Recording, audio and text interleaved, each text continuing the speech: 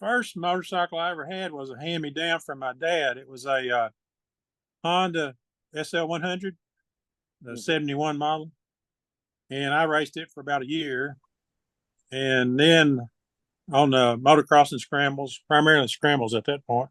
Yeah. And then we all kind of graduated over toward the two strokes and started riding Yamaha dirt bikes. And we raced those until I was just all through high school. So we raced about 5 years. And I started riding when I was about 12, but that's a few years later before we got into racing. But so I raced a lot of motocross and scrambles. I thought I was pretty good at the time, but I soon found out I wasn't. In this, this was in the, I'm guessing, middle 70s, right? Yes. So yeah, early 70s to mid 70s. So it seemed like dirt bike racing and all that was pretty common practice. It sure was. I grew up in a town of 3,000 people in Northeast Texas, and we had a motorcycle track there, and all the towns around us, had some kind of motorcycle track. So it was not uncommon, and the motorcycle craze hit our area in the early 70s. We started seeing dealerships pop up, and people were riding motorcycles, everywhere you look. Yeah. Yeah, it's kind of interesting because you don't see the same thing because, and again, if I'm wrong, people are going to hopefully will let us know in the comments. But from my perspective, I don't see a lot of, even in the last 20 years, I don't know if I see a lot of 12, 14-year-old kids getting a bike and then their parents say, okay, let's go race the thing. Yeah, right. Yeah, there's very little of that going on here. Yeah. So I wonder, was it the way that Honda marketed motorcycle? I mean, this is just a question I have. I didn't have it until having this conversation. So I'm not speaking from an informed perspective. This is just a question. Mm-hmm. Is it the way Honda marketed it, marketed these dirt bike? Well, even the SL100 wasn't really a dirt bike. I mean, it was, but it kind of not compared to what the Yamahas were. Right. And is it that they marketed it that way, and so they attracted more people to it, then they moved on to it? I don't know. It's kind of an interesting conversation. I think it may have been because they were advertised, and even our Yamaha dealer in Paris, Texas, which was like 30 miles from us, they supported us. They gave us discounts because we were racing, and these bikes that we were buying originally were basically deal sport bikes. And so we could take the lights off on the weekends and race them and put them back on, and then I ride to school. I thought that was a pretty neat deal. And that's another thing. What age were you when you were riding your motorcycle to school? Well, let's see. I would have been 15. That's when you could get a motorcycle license here in Texas. Yeah. So I guess if you could get a license, you could do it. But that is so uncommon today. My mom and dad would say, you're riding that motorcycle too much, but you're going to get in a wreck. But the thing about my small town where I grew up in, the traffic wasn't that bad. It's not like it is today, Yeah, I'm so jealous because I didn't get a motorcycle at an early age, and especially living in a small town, the freedom it afforded you to be able to go anywhere you wanted to go. Right, exactly. All my friends had them, and we could go anywhere we wanted to there. Yeah. And so you moved up from your SL set 100 to these Yamaha dirt bikes, and what'd you go to there? What happened next? I went to my next one was the first brand new bike I'd had. It was a Yamaha 100, the Enduro Deal Sport, and that bike we put a high compression head and a expansion chamber on it, and it was pretty competitive. Yeah. And so I raced it a couple of years and did real well on it. And I really liked the way they pulled out of the corners because the SL100, even though it was a good engine, it wasn't like the four strokes of today. It was heavy compared to the engines today. So it had a hard time competing with the two strokes. And I saw that, then that kind of drove us toward the two strokes. And then a couple of years after that, I wound up buying a new MX 125 Yamaha, which I thought I really had something there. And first time I went out, I won 2 first place trophies in the races. So, I thought I really had something there. Thought I was pretty hot at that point. Well, we all need those moments in our life.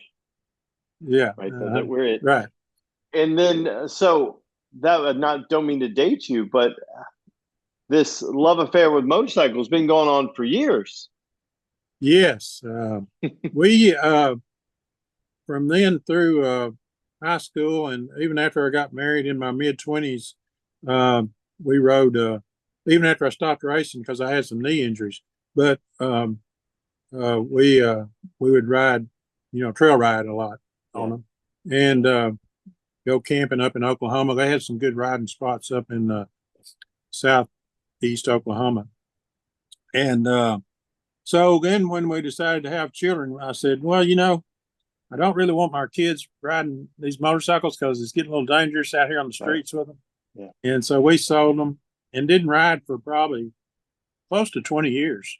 Wow. And I picked them up. We finally bought, I said, I'm going to have to do something. So we finally bought a jet ski when the kids got to be teenagers. And so we rode that 2 or 3 years and they got tired of that and got too old for it.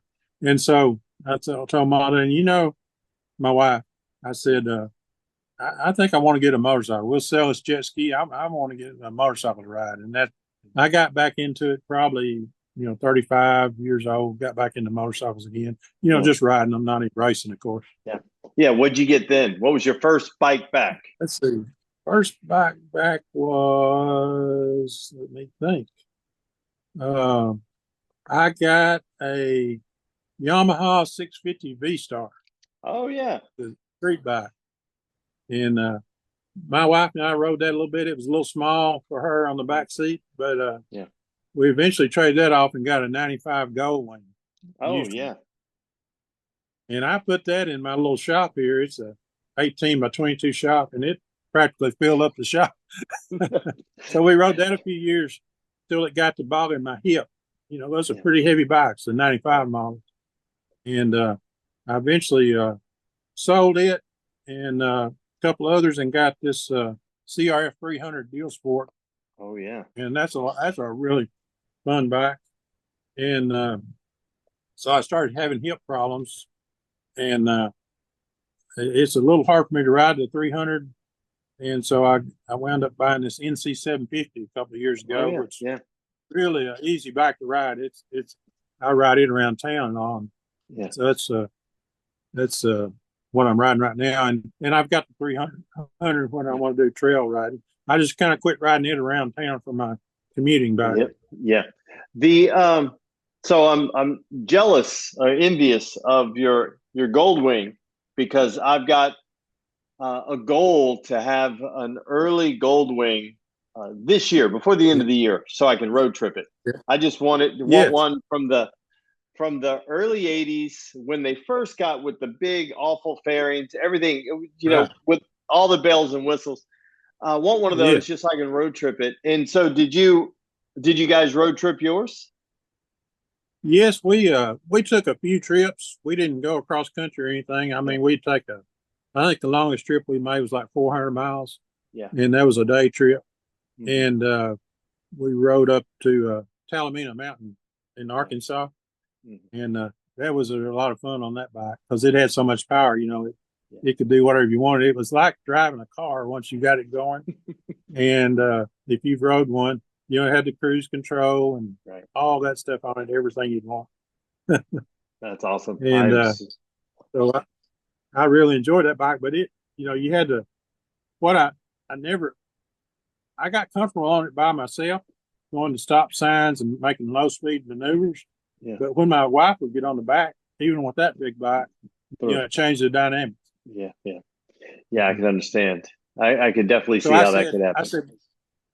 I said, we'll get you a Deal Sport and I'll get me a Deal Sport and we won't have that problem anymore. So we did that. So good. We do a lot of trail riding with those. Oh, good. So she rides with you. Yes, she has a Yamaha XT250. Oh, good. But That's I've awesome. kind of filled you in on all my newer bikes. I've got I counted up about 8 older bikes, that I've restored, and Oh yeah. kind of like you do, and a couple of partial restores where I just, Yeah. put wheels or whatever on them and sold them. This whole conversation kind of started, I think, when you sent me a picture of your restorations of Yeah. Yeah. the email of, I guess, your Trail 70's. Uh-huh. And there were a herd of them out on the lawn. So I was like, I need to Yes. talk to this guy. And so Have you let's. done any Trail 70? I have not yet, but Yeah. I've got a herd. We have 4 mini trails that we have to build up that we're going to do them all at the same time. Because Oh I yeah. felt like if you're doing one, if I got to build one mini trail engine, why put everything away when I can just do the next one and then do the next Yes. one? They're not that hard. Same thing with frames. Same thing with everything else. So we're going to be doing that up. Me and a friend of mine, because he's got one from. It's actually a Japanese domestic model that his friend's dad was a pilot in Japan and then brought it back in the jump seat. And Yeah. it's been in this guy's life his whole life. Yeah. And so it's been in a barn, and so now that's gonna be one of them that we put back. He's been collecting parts for it over the years, and Yeah. so that's gonna be one. And then we got a couple of them that we have to put back together. So we're gonna do that. Haven't done a Trail 70 yet, but it's on my list of things to do. Well, they're Go pretty ahead. simple compared to what you've been doing. Yeah. Oh yeah. So how'd you get into Trail 70's? Or was Well, that the first bike? Let me back up a little bit. Was that the first bike you restored?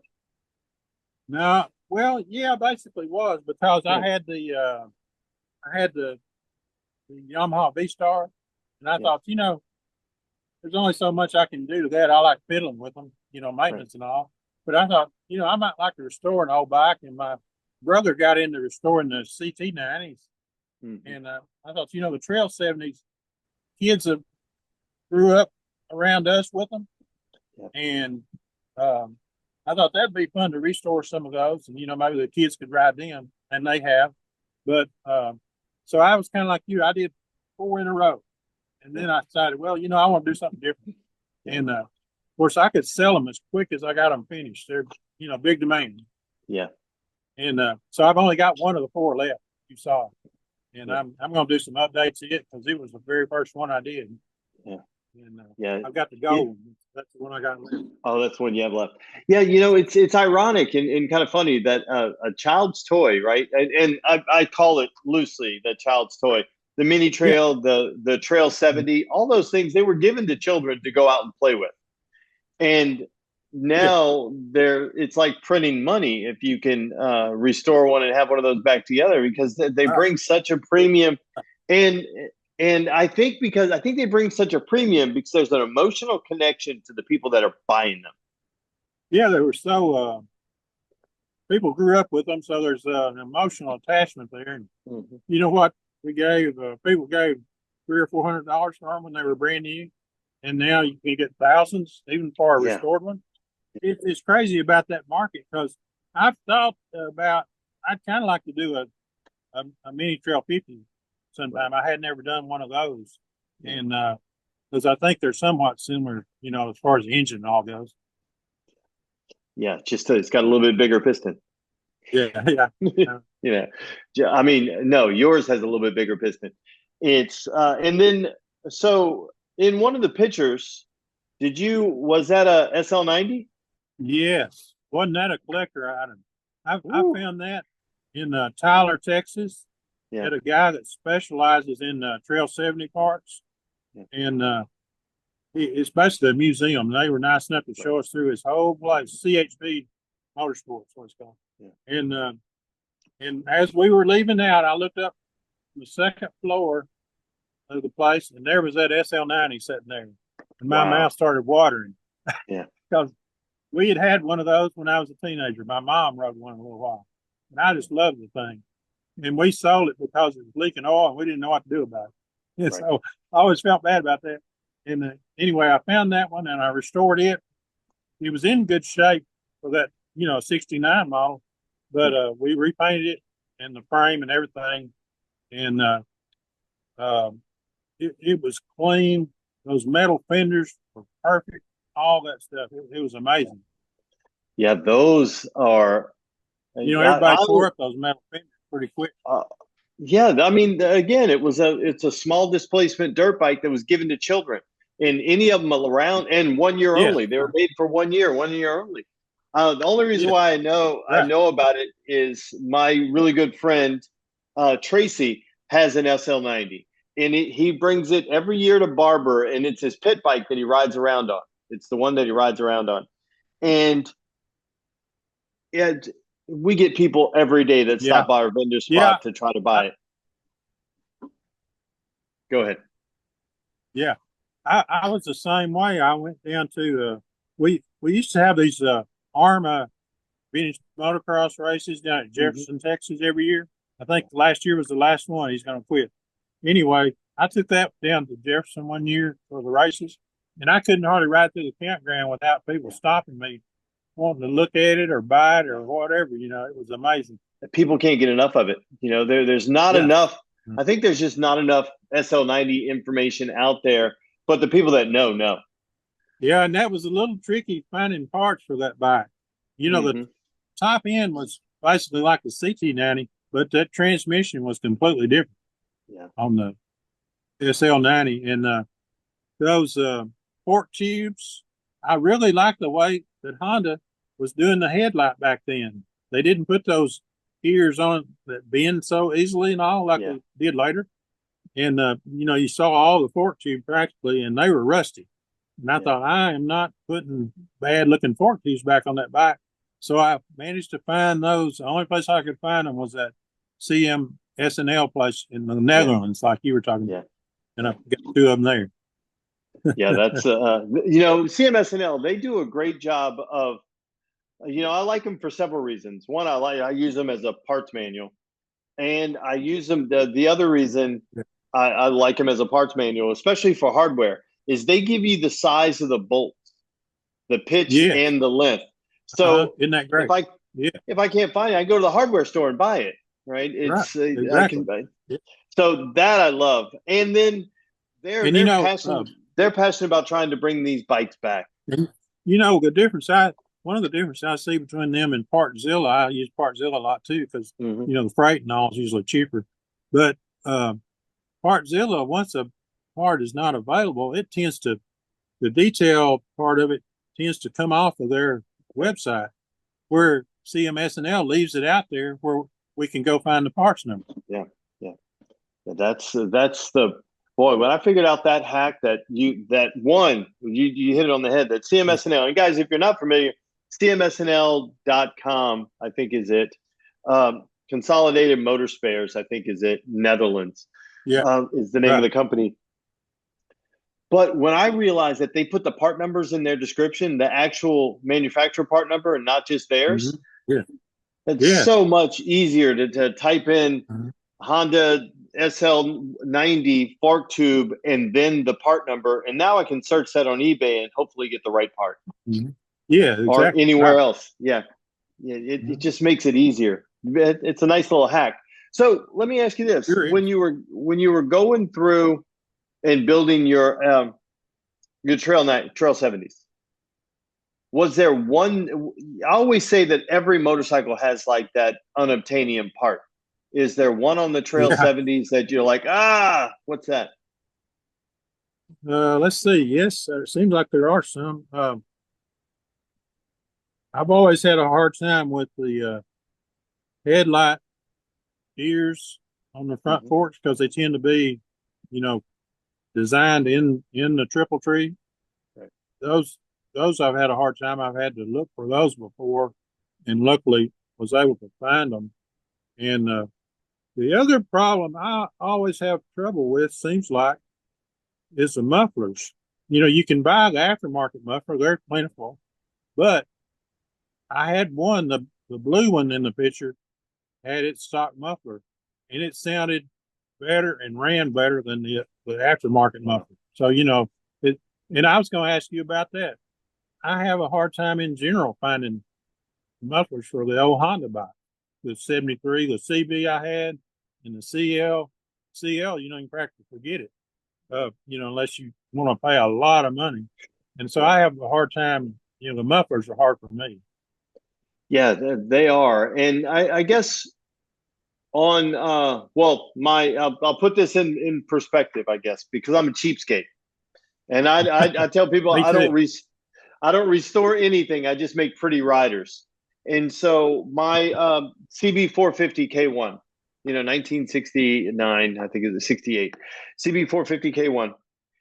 It has the wrong bars and the wrong mufflers, right? Well, the bars are unobtainable. You can't find them. I could get some that are similar, but I'm not going to get the right. Yeah. I hadn't been able to find the right ones because they had a really short rise, and so I'll just leave the bars on it that I have.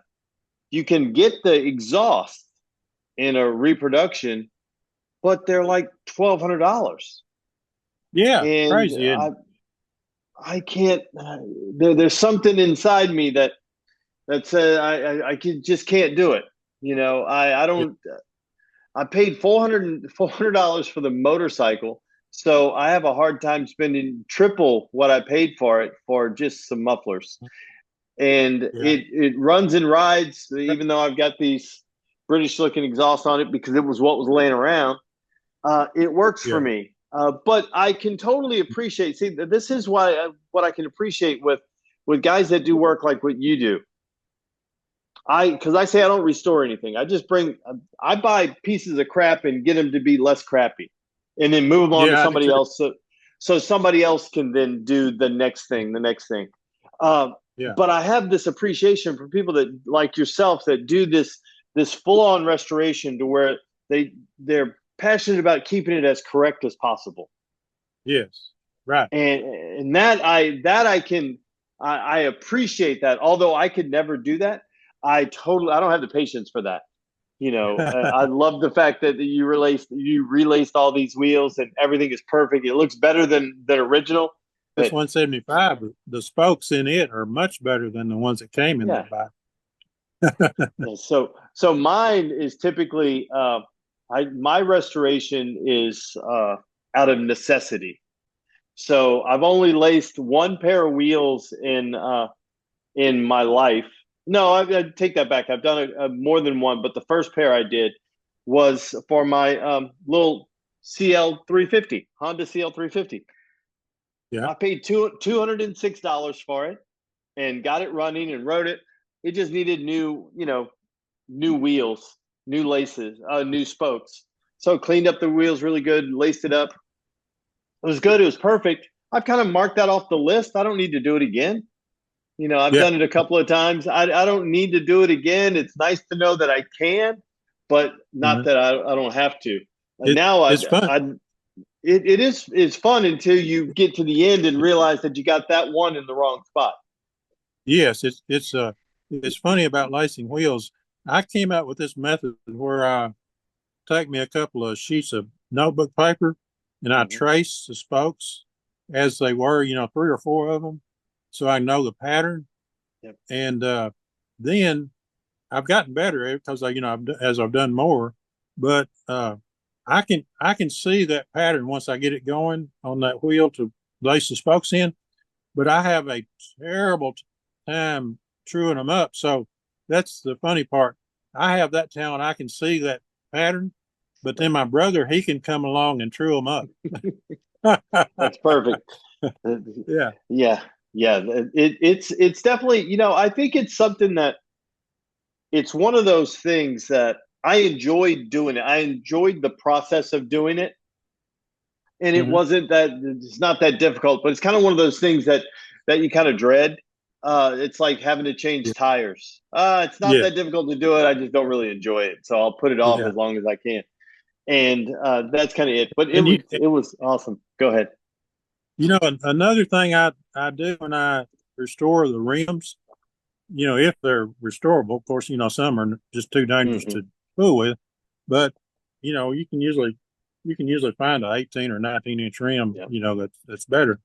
And so what I like to do, I will, get them as clean as I can, polish them up, and sand the inside where the tubes were if they need it, kind of clean all that up. and then I'll tape off and spray the inside of those rims with silver paint, just like I do my fenders, Yeah. to try to increase the life of them. You know, if there's some rust, trying to set in, sand it off, and repaint it, I figure that gives it, several more years than what it would have had. Yeah. So that's good about the rims, and that takes me back to the SL90. It had a 17-inch rim on the back of that wheel, and I could not find a good one. I could not get it to clean up real good. So I actually sent that rim off and had it re-chromed, and it come back looking like a new rim. I was really proud of that. I don't want show chrome. I just want it redone to look nice. I'm not trying to make a show bike out of it. And then it comes back and it's much closer, to the rest of the chrome on the bike that way. Yeah. That's a good idea, because I was looking at a friend of mine's bike not that long ago, and the chrome had been done. He had bought it at an auction or something, and you could tell it had been done at different times in its life, because it was like completely different pieces, different tones and everything. So it's kind of interesting. So what's on your bench right now? What are you working on right now? Well, I just finished this CB 175, and it sold last week to a guy in Pennsylvania. Sold it on Cycle Trader, and so they'll be coming after that in a week or so. And then my next project is this gold Trail 70. I'm gonna redo some of a bit. It was my first restore, and now I can see I can do things better. And so I'm gonna spend a little time on it. I've got $200 or $300 worth of parts back there. I'm gonna change out on it. New handlebars and stuff. And then after that, I don't really know what my next project's gonna be. Maybe a mini Trail 50 if I could find one. What my trouble has always been, I buy these $200 to $400 motorcycles that are one step away from the dump, and it takes a lot of work on those. So I would like to find something in a little better shape, like that blue Trail 70 I had. It was in really good shape. Even the seat was in good shape. I was amazed. All the seats are right off of them, but that one, I like to find them in a little better shape. But then, of course, you got to give more money for them. Yeah. That's and how do I put this? I'm with you on that. I think getting a $1,200 one is way better than you're starting further down the road. You end up doing all the same work, right? Because you end up taking it all apart, putting it all back together. But the pieces that you're starting with are a little bit better. But there's something about it for me, and I don't know if you're this way, but there's something about it for me that one step away from the dump, it means I'm like its last hope. Because if it's not me, then it's going away. It's going to end up in a scrapyard, and it's never going to have that opportunity again. And so I feel passionate about those. The $800 to $1,200 one, he's a long ways away from the dump. He's not even getting close to it. You know what I mean? The cheaper $100 motorcycles, those are on the way to the dump. And this 175 that I just sold, it was laying on a junk pile. Water had already got into part of the engine, and the red Trail 70, you probably couldn't tell it from the pictures, but one of the red Trail 70s was a H model that has the hand clutch 4-speed. I was shocked when I saw it. It was on a junk pile here in our same town in Mount Pleasant, and I offered the guy $400 for it, and he said, "Oh, I'm gonna restore it myself." And it was the month of December, and he says he thought about it a week or two and said, "Well, I could use that $400 for Christmas." So he sold it to me. And I've got some before and afters. That it was rough, but I always feel like if I can find one that the bolts aren't completely rusted out, I feel like I'm ahead.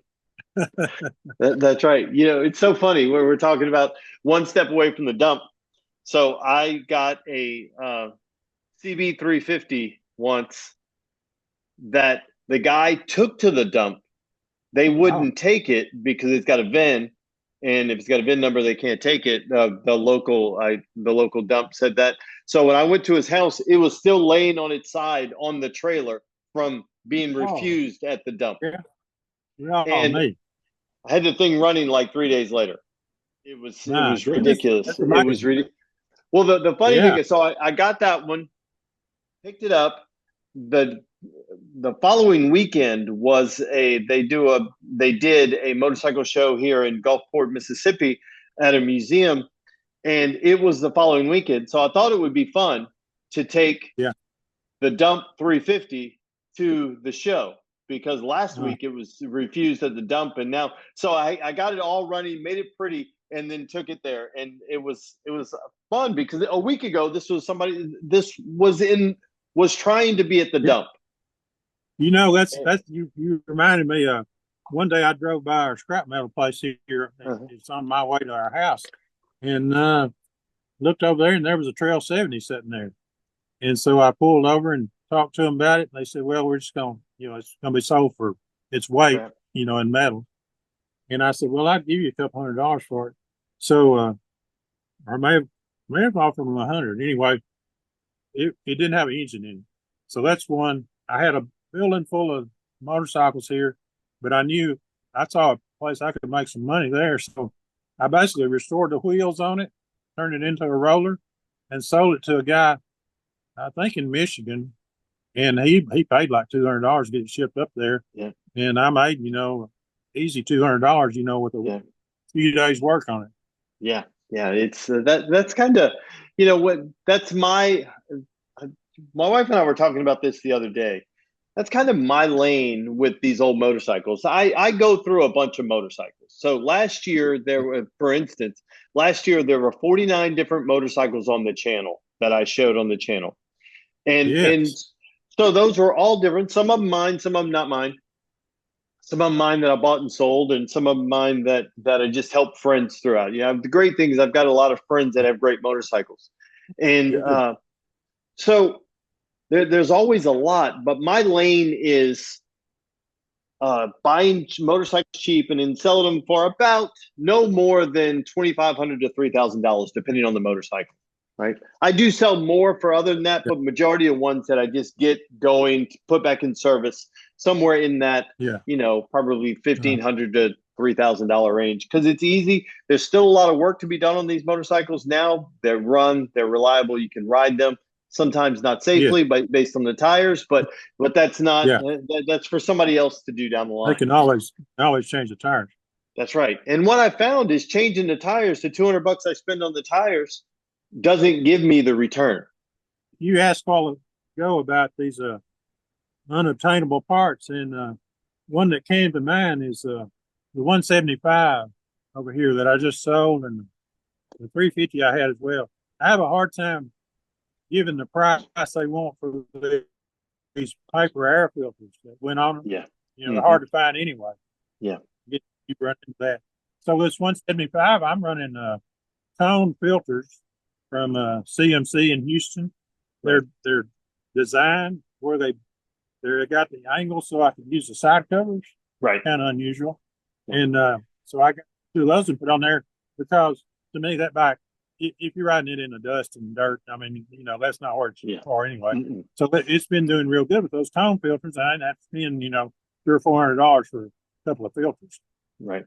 Yeah. And those are I've bought stuff from Common Motor in the past, and that's another great resource. Common Motor in Houston. If you need a service manual or anything like that for from maybe like a 175 to a 550, I think is their range in the Hondas. They've got everything there. They've got so much information that is readily available that you can get. Yeah, and I've learned a lot from them because I grew up basically working on two strokes.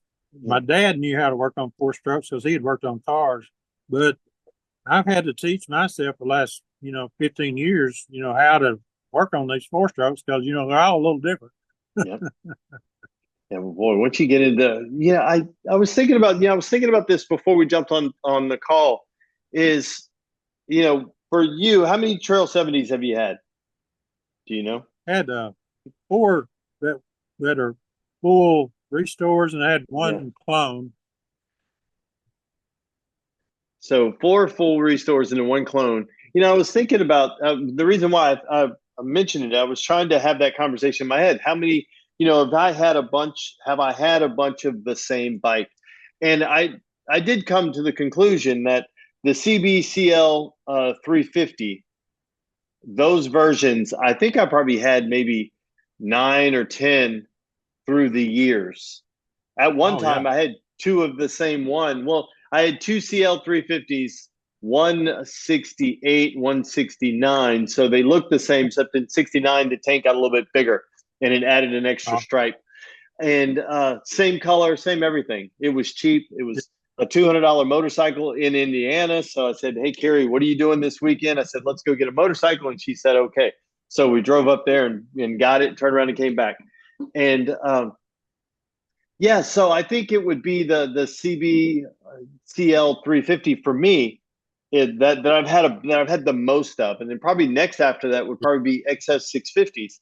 But I think there's something about the familiarity of having the same motorcycle. You already know what to do. Yeah, and there's something about that 350.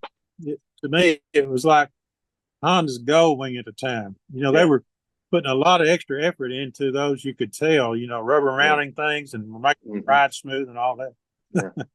Yeah, they're really great bikes. Probably one of my favorite bikes I've ever owned was my the $206 CL 350 that I bought. And I've got this weird thing of I love the negotiating game when you go to buy things. And so I love buying motorcycles or buying anything for weird, odd numbers. And just because it's they have to say, hey, I sold it. What did you sell it for? $206. Or I bought it for $206. And all it was this guy, I just don't keep all the same money in the same pocket. And I reached in, I said, I offered him $200 and he goes, I can't take that. I pulled out $6 more. And he goes, okay, I'll take it. And like the six, he just wanted to win. I told him I wanted more, and he wanted to win. And at that point, he won. And so, it's not always about the money. It's just him feeling like they got the upper hand. And so $6, he won. This 175, this thing was just in this guy's way. He cared nothing about it. He just wanted to get rid of it. He only worked on dirt bikes, and so I hit lucky on that because he was just ready to get rid of whatever. Yeah. So I had the 175 versions. I've had a CB and a CD. I don't know if you remember the CDs. The CDs looked like the Dreams. A little older, yeah. Yeah. And the part that I found that was tough to find for the CB 175s were the side covers in the right color. I was very fortunate that the side covers were still good on this bike. Yeah. And I'm real careful and keep them greased where I can get them on and off, Yeah. I found kind of a hack to buy emblems is like if you're searching for emblems for the side covers or emblems even on tanks, maybe tanks not so much. Side cover emblems, it works the best, is search for side covers. And because if you just search for the emblem, on eBay, especially if you just search for the emblem, somebody's already removed that and they assigned a price to that. But if it's on a side cover, it comes with it. So look for cracked, smashed side covers that still have the emblem because you'll get it way cheaper. Yeah. It's a good way to get the emblem, isn't it? Yeah. Because you just get the side cover, throw it away, keep the emblem, and you get the emblem so much cheaper than just searching for that. You have to kind of source through side covers, but you can search. I think on eBay you can filter down your search to cheapest, and it'll pull it up. And you look for destroyed side covers, bad paint job, all that other stuff, just to get the emblems. Yeah, good point there. yeah, it's nice little hack, but it works out great. Yeah, and now you're in East Texas, correct? Yes, Mount Pleasant, Texas, Northeast Texas. Yes. Northeast. Where are you located? Yeah. I'm in right outside of New Orleans, just north of New Orleans. Oh, okay. Yeah. Okay. That's the easy way. We're in. That's where my second trail. That's where my second Trail 70 came from. It had gone through the Katrina down there, and it had been underwater. the time I got it, every bolt on it was rusty. Oh, I'm sure. I'm sure. It looked like it came out of the bottom of the Titanic. Yeah, it's pretty rough. Yeah. Yeah, that's awesome. This was great. Yes. Enjoyed this. Yeah, this was a lot of fun. And like I said before, some of my favorite things about doing these things is one, we've never met before, never had this conversation before, but for an hour, roughly an hour, we've had this conversation about motorcycles like we've known each other Yeah. forever. And I know. It's like a the other, brotherhood, isn't it? yeah, it's this community that works. The other thing Uh, is that I always say the motorcycles are cool, but the stories are way better. Don, this was amazing. This was so much fun. yes, I enjoyed it.